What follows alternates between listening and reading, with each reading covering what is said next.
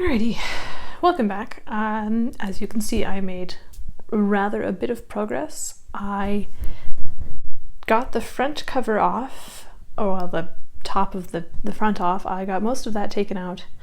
I got a bunch of the back stuff taken out. I got the little thing that goes on the bell there taken off.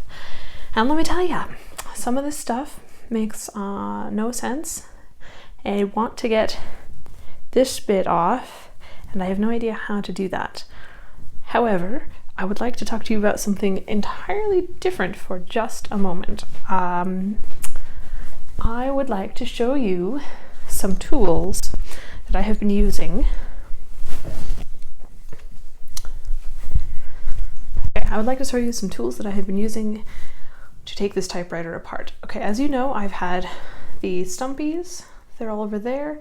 They're working pretty well for what I need to do. Most of the time I use the socket wrench, which is there, and that works better for getting leverage. However, sometimes it is useful to have a longer full-length screwdriver in order to get screws out.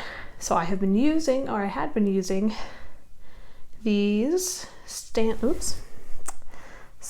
the Stanley Fat Max. They're a fairly standard modern screwdriver, and the result, the result was this.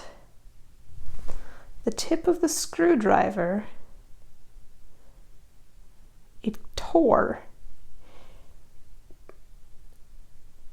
Obviously, it doesn't hold up well to old vintage steel, because the typewriter is very well built. So note to self, don't use modern tools, they are going to die on you. Instead, I have been using this guy, come on, focus. This guy, which is a vintage screwdriver that actually came with my sewing machine, which you can see over there. This is probably somewhere between 1950 and 1970 vintage.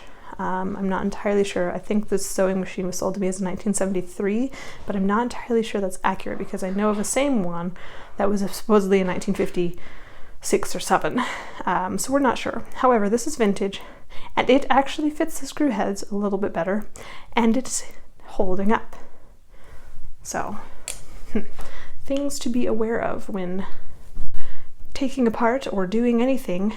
Honestly, with tools, the vintage ones work better.